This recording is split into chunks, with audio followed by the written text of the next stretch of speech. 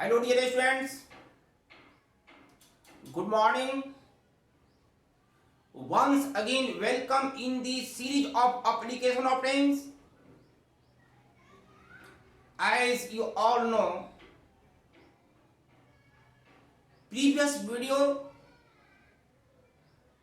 number 6 reveals the completion of the third rule of past indefinite tense.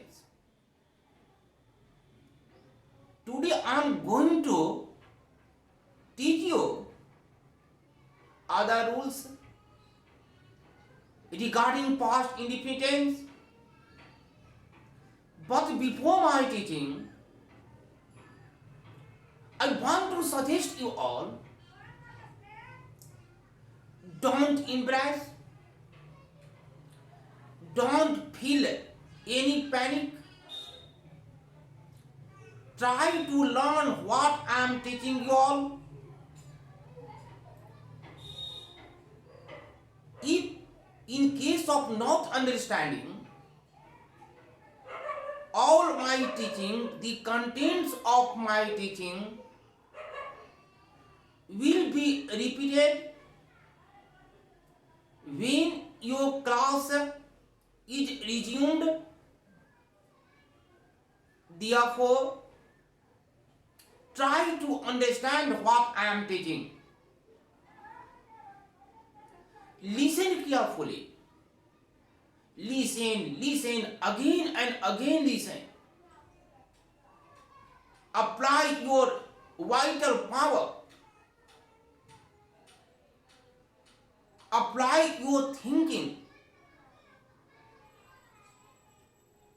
Take a firm decision to learn again and again to learn. And I expect every content of my study must penetrate your mind. Of course, no doubt. First, take a firm decision to learn. To hear, again I am telling, the series of application of tense is being started, and I have taught 3 rules of past indefinite tense. Today, through this video, you are going to learn a list of rules regarding past indefinite tense. Now rule number 4. अब आप लोग rule number 4 को ध्यान से समझें. Rule number 4 ना. Rule number 4. Number 4. It is time,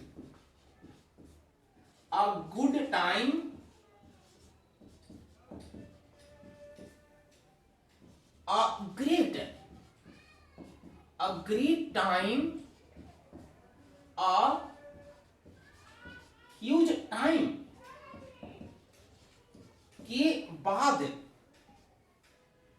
के बाद जो क्लॉज आता है उसे पास्ट इंडेफिनिट टेंस में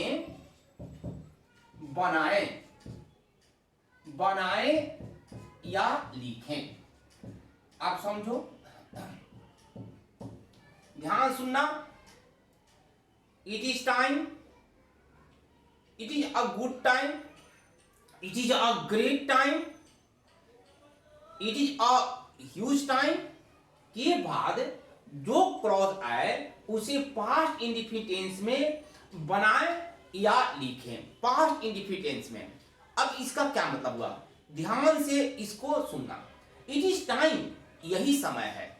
it is a good time, यह अच्छा समय है। It is a great time, यह एक बड़ा समय है। It is a huge time, यह एक बड़ा समय है।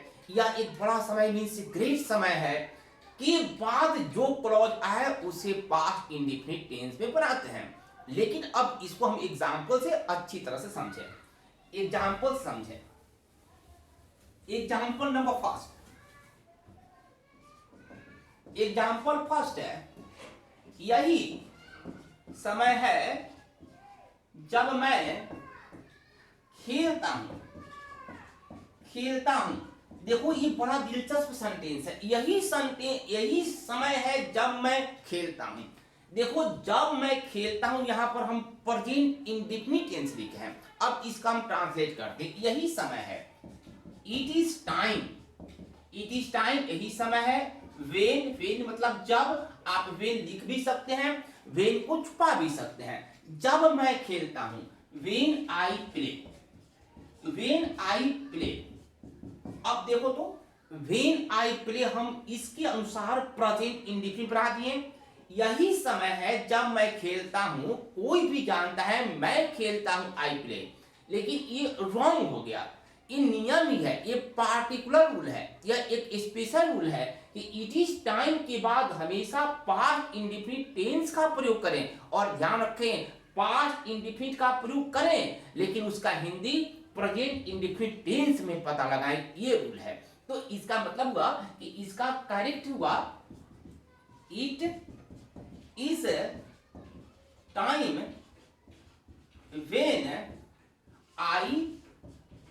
When I played. यहां देखो व्हेन आई प्लेड, या इससे आप समझ गए होंगे कि इट इज टाइम के बाद जो भी क्लॉज आए वह हमेशा पास्ट इंडेफिनिट टेंस में बनता है। अब हम लोग दूसरा एग्जांपल से देख लेते हैं। Example number second, now example number second, it is time he do this work.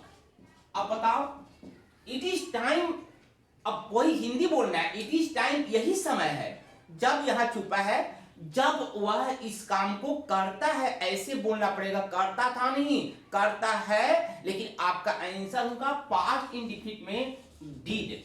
इस तरह का आंसर, डू का second form did. Example number third, it is a good time, it is good time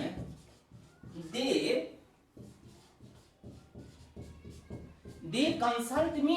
देख लो इसका क्या मतलब हुआ, it is a good time, यह एक अच्छा समय है जब वे मुझसे कंसल्ट करते हैं। देखो अगेन प्रेजेंट इंडेफिनिट हम बोल रहे हैं, कंसल्ट करते हैं, संपर्क करते हैं। लेकिन आंसर आपको पास्ट इंडेफिनिट में कंसल्टेड देना होगा। इस प्रकार तुम लोग जरूर समझ गए होगे। इट इज टाइम हो, यहां पर it is time, it is a great time, it is a good time, कुछ भी ऐसा लिखा जा सकता है। और इनके बाद हमेशा पास्ट इंडेफिनिट टेंस का प्रयोग होता है। ये बहुत ही छोटा और सिंपल रूल था, सिर्फ याद कर लेना है कि इट इज टाइम है तो उसके बाद यदि ब्रैकेट में कोई भी वर्ब दिया है तो उस वर्ब का सेकंड फॉर्म अप्लाई करना है, सब्जेक्ट को ध्यान रखते हुए, एक्टिव पैसिव का ध्यान रखते हुए। एक बार एक और एग्जांपल हम ले लेते हैं, एक और एग्जांपल लेते हैं। It is a huge time when आप लिख भी सकते हैं, व्हेन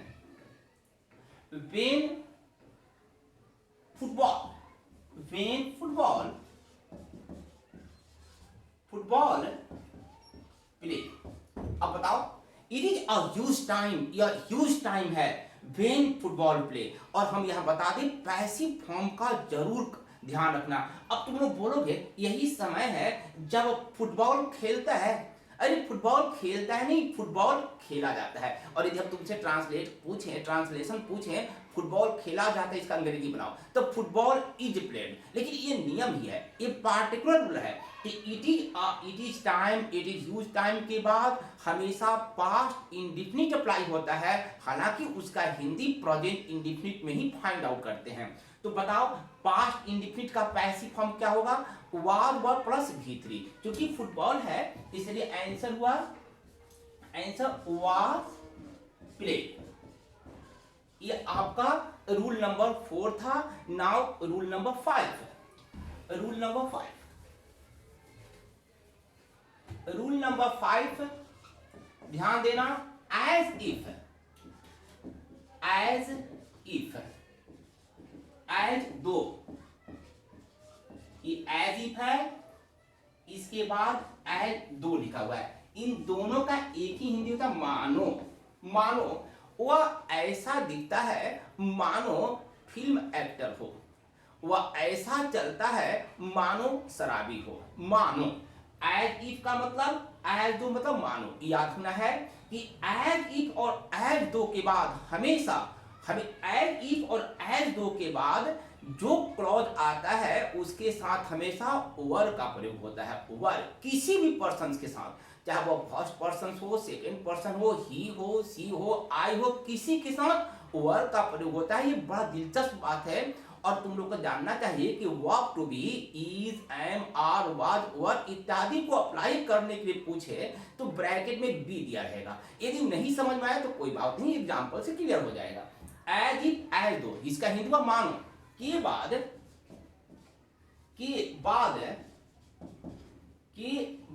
किसी भी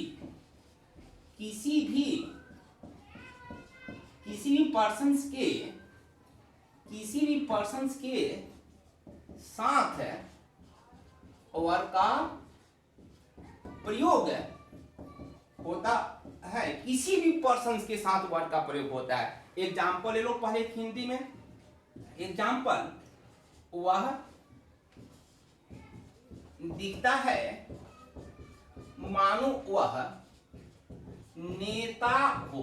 अब बताओ, वह दिखता है, ही लुक्स एज इफ है। यहां पर आप एज दो भी लिख सकते हैं, लुक्स की जगह पर अदर वर्ड्स भी, अपीयर्स भी आप अप्लाई कर सकते हैं। ही लुक्स एज इफ है, ही। अब बताओ, he is a leader, he was a leader, सब गलत। ही वर अ लीडर, ये नियम ही है, ही वर अ लीडर। अब तुम लोग कहोगे थर्ड पर्सन है, ही है, तो क्या ही के साथ कभी प्लूरल वर्ब लगता है? ये देख रहे हो, ही, चूंकि ही है, सिंगुलर सब्जेक्ट है, लेकिन नियम ही है कि ऐसे सिंगुलर सब्जेक्ट के साथ ऐसे वाक्यों में एज इफ और एज दो के बाद हमेशा वर का ही प्रयोग होता है, चाहे वह कोई भी पर्सन हो। अब कुछ ब्रैकेट अप्लाई करके देख लो। जैसे आपकी परीक्षा में क्वेश्चन पूछता है, यहां पर example number 2, she appears as if, she देखो ब्रैकेट में बी एंड एक्ट्रेस। अब देखो यहां पर वह प्रतीत होती है मानो वह अभिनेत्री हो, एक्ट्रेस हो। अब बी है ना, तो प्रीवियस आप स्टडी को याद करें, जब ब्रैकेट में बी हो तो इसका मतलब ये वर्ब टू बी है। और वर्ब टू बी कौन कौन होता है? Is, am, are, was, were, been इत्यादि बहुत सारा वर्ब टू बी हम प्रीवियस वीडियोस के माध्यम से बढ़ा चुके हैं। तो बताओ, ये बी है तो इस तो होगा नहीं, एम तो होगा ही। नियम क्या बोलता है कि एज इफ के बाद हमेशा वर का ही प्रयोग करें, इसलिए आंसर वर। इसको आपको रट जाना है, सिंपल सा रूल है, आसान सा। बस केवल इतना ही ध्यान देना है कि एज इफ और एज दो के बाद हमेशा वर्ब टू बी, वर्ब का प्रयोग होता है। वन मोर एग्जांपल ले लेते हैं। मोहन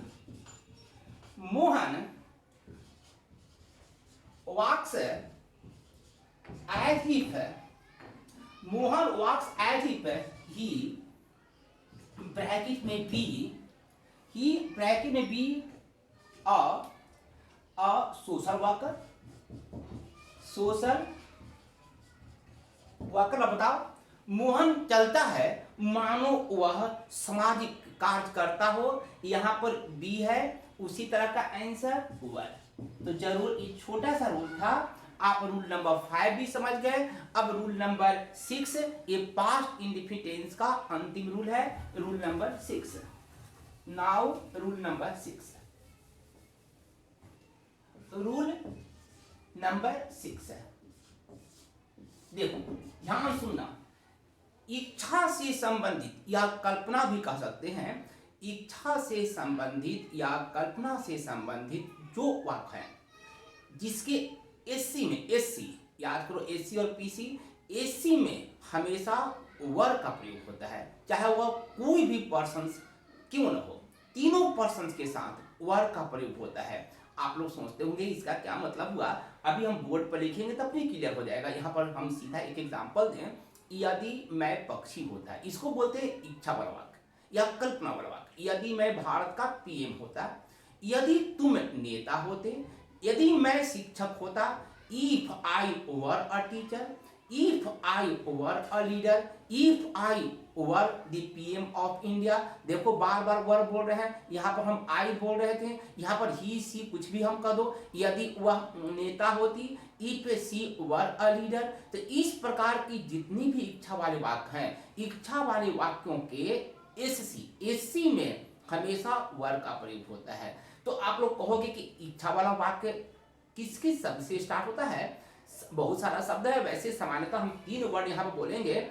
इच्छा वाला वाक्य सामान्यतः इफ से स्टार्ट होगा, आई विश से स्टार्ट होगा या इफ ओनली से स्टार्ट होगा। इस बात को ध्यान रखना है, हम यहाँ पर नोट में लिखेंगे, लेकिन पहले रूल को लिख देते हैं। 6 का ए, इच्छा,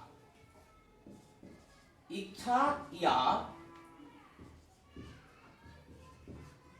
या कल्पना वाले, इच्छा या कल्पना वाले, इच्छा या कल्पना वाले वाक्यों के, इच्छा या कल्पना वाले वाक्यों के एसी में सामान्यतः वर का प्रयोग होता है।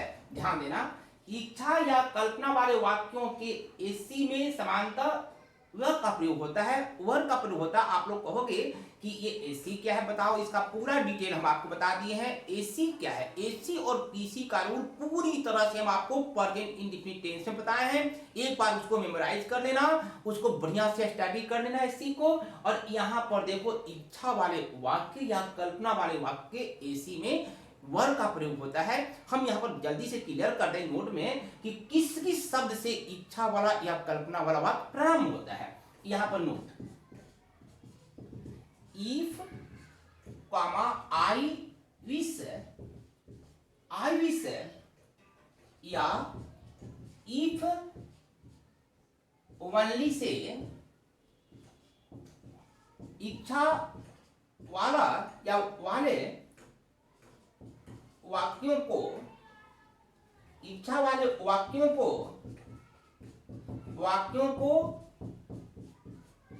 प्रारंभ किया जाता है। ध्यान रखना, इफ से, I wish, if only say इच्छा वाले वाक्य को प्रारंभ किया जाता है। एक छोटी सी बात यहाँ पर ध्यान से सुनना, यदि कोई वाक्य आई विश से स्टार्ट हो, इफ ओनली से स्टार्ट हो, आई विश से स्टार्ट हो, इफ ओनली से स्टार्ट हो, तो इसमें कंफ्यूज नहीं करना, ये निस्संदेह इच्छा वाले वाक्य ही रहेंगे। लेकिन यदि इफ से स्टार्ट हो तो बताओ, इफ से तो बिना इच्छा वाला वाक्य भी स्टार्ट होता है। जैसे यदि मैं पटना जाऊंगा तो गोल घर देखूंगा, ये कंडीशनल क्लॉज है। ऐसे भी बहुत सारा एग्जाम्पल इफ से सेंटेंस से स्टार्ट होता है। जब हम आपको क्लॉज सेक्शन में जाएंगे तो उस समय इफ के बारे में बहुत सारा चीज बताएंगे। यहाँ पर जानना कि यदि इफ से कोई सेंटेंस स्टार्ट हो और इच्छा है तो याद रखना कि ऐसे वाक्यों के पीसी में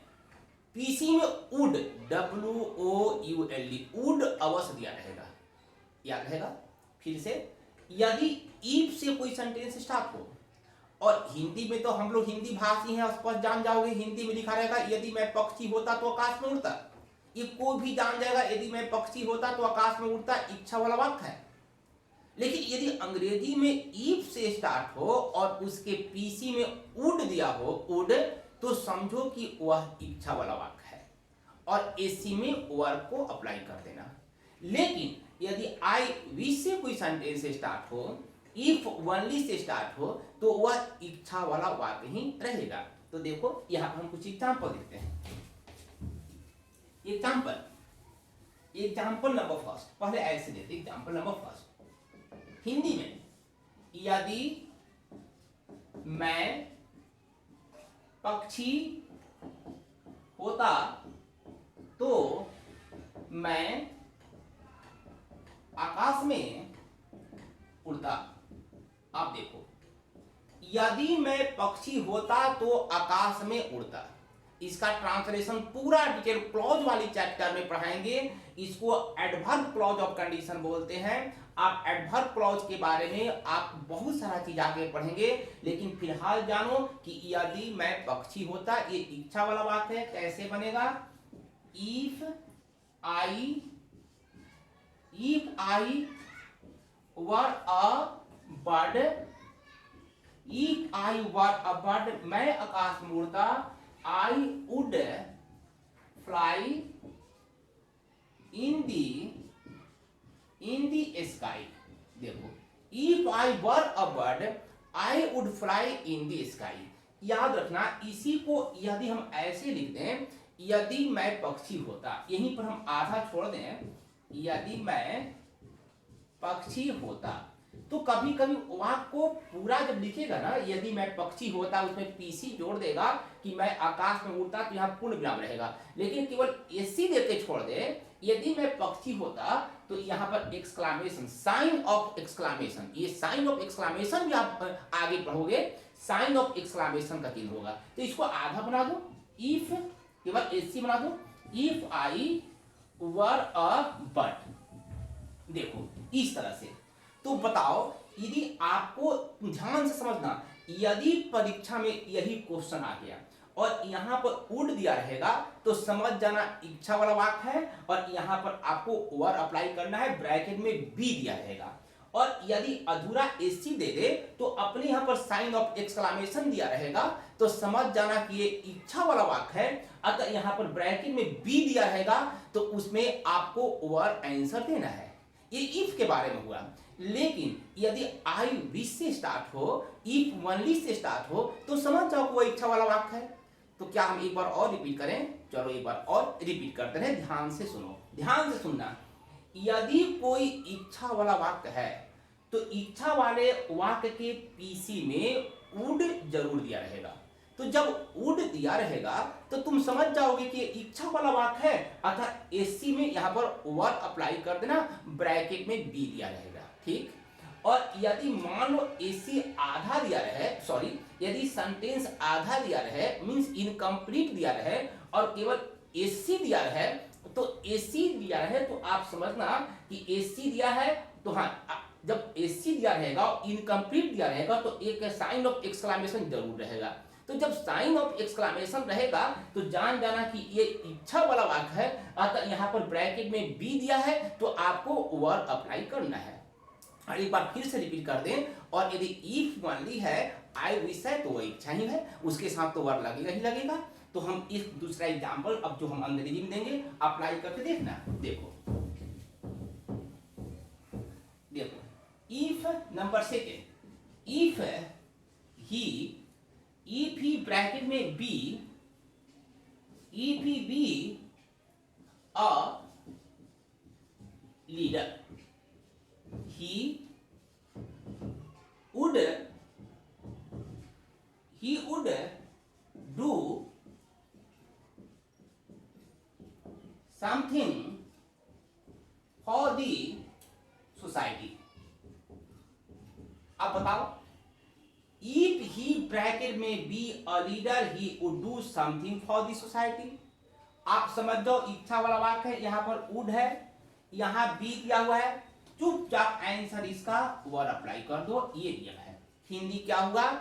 यदि वह नेता होता, तो वह समाज के लिए कुछ करता। इस प्रकार से यदि हम केवल एससी को हम इनकम्प्लीट करके दे दें, इफ ही बी अ, यहां पर सिर्फ हम एससी लिख दिए, और ये कंप्लीट सेंटेंस नहीं कहलाएगा, इनकम्प्लीट है, क्योंकि पीसी जब हम लिखेंगे तब कंप्लीट होगा। हम आपको एसी और पीसी के बारे में पूरा डिटेल बताए हैं। तो जब इनकम्प्लीट एसी केवल दिया रहेगा, तो यहाँ पर एक्सक्लेमेशन का चिन्ह रहेगा, और सीधा तुम लोग समझ जाओगे कि आंसर होगा वर। कोई भी जान जाएगा। हिंदी हुआ यदि मैं नेता होता। उसी प्रकार इफ मल्ली का भी कुछ एग्जाम्पल ले लो, आई विश का भी एग्जाम्पल ले लो। Example number 4, I wish, I be a, देखो I wish I be a teacher, इसमें आपको कंफ्यूज नहीं करना है, क्योंकि आई विश है, समझ जाओ कि कल्पना वाला वाक्य है, ये इच्छा वाक्य है, सीधे वर्ड लगा दो, वर्ड। हिंदी हुआ यदि मैं शिक्षक होता। एक इफ ओनली का एग्जांपल ले लो, if only he be a leader, if only he be a leader, if only के साथ भी एक्सक्लेमेशन का चिन्ह होता है, अधूरा है। यदि इफ ओनली माने यदि केवल वह नेता होता, if only he be a leader. Again इसका आंसर वर। इस प्रकार से आप जान गए होंगे कि इच्छा और कल्पना वाले वाक्यों के एससी में किस प्रकार से ओवर अप्लाई होता है। आप याद करो, इस रूल नंबर 6 का हम ए लिखे थे, अब रूल नंबर 6 में बी जानेंगे। बी सेम है, एक ही तरह का है।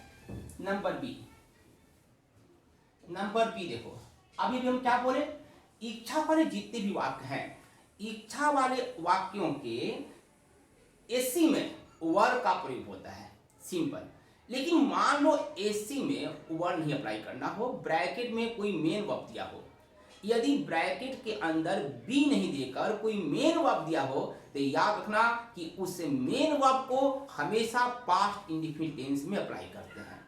यदि इस कमरे में भूत आ जाए, यदि इस कमरे में भूत आ जाए तो सब भाग जाए। अब यहां पर देखो, ये कल्पना वाला वाक्य है। इफ अ घोस्ट, अब हम ब्रैकेट में लिख देते कम, आपको कम नहीं लिखा, आप यह लिखते कम, वैसा नहीं लिखा जाता है, भूत हमेशा प्रकट होता है। इफ अ घोस्ट ब्रैकेट में हम अपीयर कर देते हैं, आपका आंसर हो जाएगा अपीयर। उसी प्रकार आई विश कह देते हैं। यदि यदि आई विश, यदि वह मुझे जानता, आई विश ही, अब ब्रैकेट में हम लिख देते हैं नो, तो आपको आंसर देना पड़ेगा V2, नो का V2 आपको आंसर देना पड़ेगा न्यू। इन दिस मैनर आप यहां पर समझिए रूल नंबर 6। यदि यदि इच्छा या, यदि इच्छा या कल्पना वाले वाक्यों के एसी में मेन वर्ब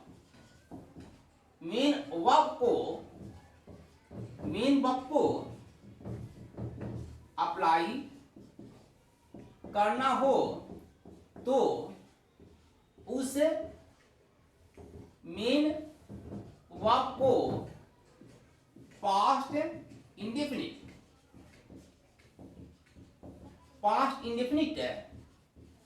टेंस में अप्लाई करते हैं। ध्यान देना, यदि इच्छा या कल्पना वाले वाक्यों के एसी में, हम बार बार बोल रहे हैं कि आप लोग को एसी बहुत ही स्पष्ट रूप से बताए हैं, यदि इच्छा या कल्पना वाले वाक्यों के एसी में मेन वर्ब हो, मेन वर्ब याद रखना, मेन वर्ब को अप्लाई करना हो, तो उस मेन वर्ब को पास्ट इंडेफिनिट टेंस में अप्लाई करें।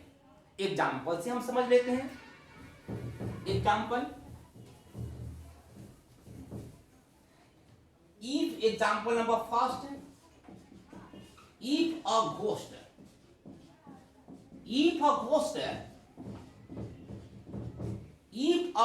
appear in this room or would run away।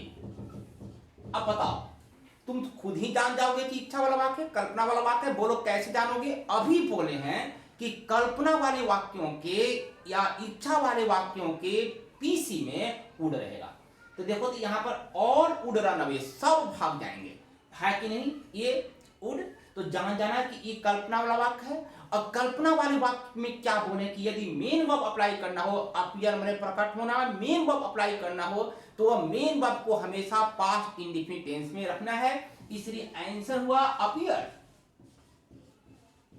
Appear, इस तरह से। इसका हिंदी हुआ if a ghost appeared in this room, यदि भूत इस कमरे में आ जाए तो सब भाग जाए।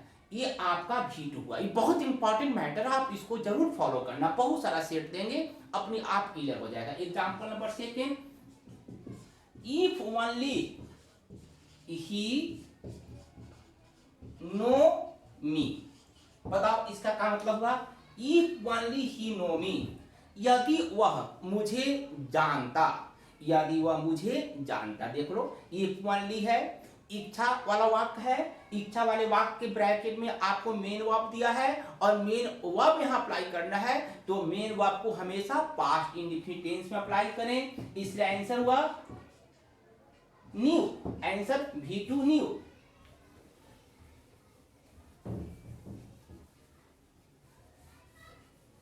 उसके बाद example number third, I wish, I go there. देखो, I wish I go there, काश मैं वहां जाता, मेरी इच्छा है मैं वहां जाता। आई विश से इच्छा वाला वाक्य स्टार्ट होता है, इसलिए इसका भी V2 वेंट। इस प्रकार से आपने देखा कि पास्ट इंडेफिनिट टेंस का जो एप्लीकेशन है यहां समाप्त हो गया। हम एक बार फिर तुम्हें याद दिला दें कि जो हम यहां बता रहे हैं वो तुम्हारे ब्रह्मी स्टैंडर्ड तक बता रहे हैं। कंपटीशन से रिलेटेड परीक्षाओं में, प्रतियोगी परीक्षाओं में और भी काफी रूल्स इसमें बन सकता है, लेकिन आपके स्टैंडर्ड तक ये काफी है। इतना रूल्स को याद करोगे, परीक्षा में आपका सभी टेंस का एप्लीकेशन जो 4-5 नंबर का पूछेगा एकदम परफेक्ट हो जाएगा। तो यहाँ तक हम लोग समाप्त कर दिए past indefinite tense. Next video में नेक्स्ट डे हम लोग पास्ट कंटिन्यूअस पढ़ेंगे, पास्ट परफेक्ट पढ़ेंगे, अदर रूल्स पढ़ेंगे।